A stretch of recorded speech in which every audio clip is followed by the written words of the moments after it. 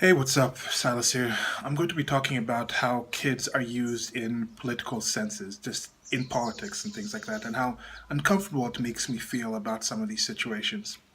So, I've been watching the coverage around the March for Our Lives event that occurred last weekend, so last weekend of March in 2018 in Washington, D.C.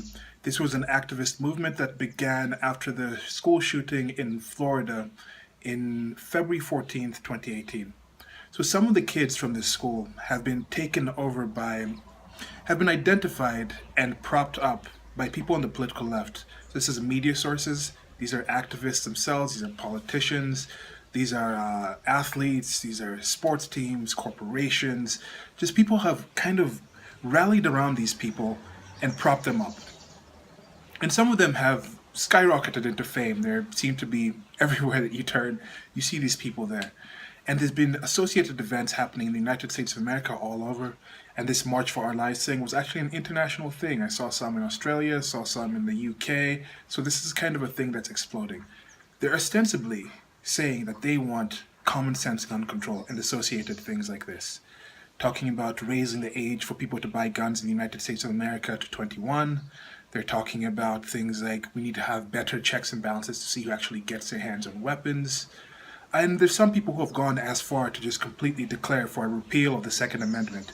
Even a former Supreme Court Justice of the United States of America came out with, I think, an op-ed in the New York Times and said, yes, why don't we just repeal it?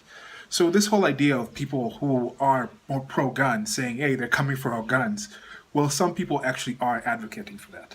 But let's get back to the topic about the kids.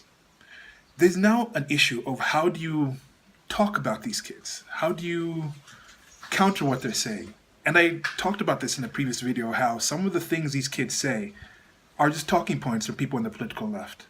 And it seems more fitting coming from these kids because some of the things they're saying, some of the things these people have been saying, you wonder, how can you say this? This is so low information. This is so wrong. This is so incorrect. How can you say something like that? Are you a child? But yes, I am a child to a lot of things. My knowledge towards a lot of things is childlike. And some people on the political left, some people on every kind of level of politics, are politically children when it comes to those things. So to have children actually saying those talking points is a very fitting thing. It's a very apt situation. So when you have this situation, how do people counter this? Are the people saying it people that you can't actually talk against? Do they have that defense of, how can you talk against these kids when they were actually involved in this event? We have to listen to these kids. There's an aspect in that. But where does the abuse part come? Where does this part come where you're wondering, like, why is it so uneasy? Why is it when I see an event of somebody and see somebody turning their tears on and off at, seems like a drop of a hat. Drop of a hat? Is it drop of a hat or drop of a coin? Flip of a coin, drop of a hat. But this thing happens and you wonder what's going on here. And it kind of I put my finger on this issue, this feeling, this icky kind of disgust that I'd been feeling about this. And it wasn't a disgust or anger towards the kids in general, it was more against the people who are using them. Because just as when you have the gun control thing, a situation of gun violence happens and you say, guns don't kill people. It's bad people with guns that kill people. The guns are a tool. Well, in this situation, kids don't come up with policies. Children don't come up with these low information, bigoted, not working solutions and ideas to political issues. It's other people who are in general low information, who are in general not interested with actually solving solutions, with actually solving problems, sorry. Those are the people that take these kids and indoctrinate them into this. They indoctrinate them into these ideologies and take them out there. These kids are just tools, just how African Americans are tools, immigrants are tools, Muslims are tools. People are being used as tools for these people. There's just ammo for these people. And just like the people who go out there and commit violence with guns, they're doing it because they are trying to achieve power in a certain way. The guns are just a means to the ends. Just in the same way how these kids are being used as a means to an end. These kids are just acting. They're just acting parts that they're being told to do by other people for various reasons. When you go out and you see some child soldier, you don't necessarily think that this child soldier actually invented this war. This child soldier is actually invested in the results of this skirmish, of this actual war that's going on in this place. You completely understand that, yes, some warlords, some people have gone there and captured these children and indoctrinated them and turned them into these soldiers and put the weapons in their hand and said, go out and help us achieve the goals that we want to achieve. When you have these situations where people are being groomed in these sexual molestation gangs and things like that, there's a reason you understand these kids are not there choosing that. So when you look at these situations, I think it's good to remember that. It's good to remind yourself, like, how much is this situation where we're talking about the tools that are being used versus the people who are controlling these tools.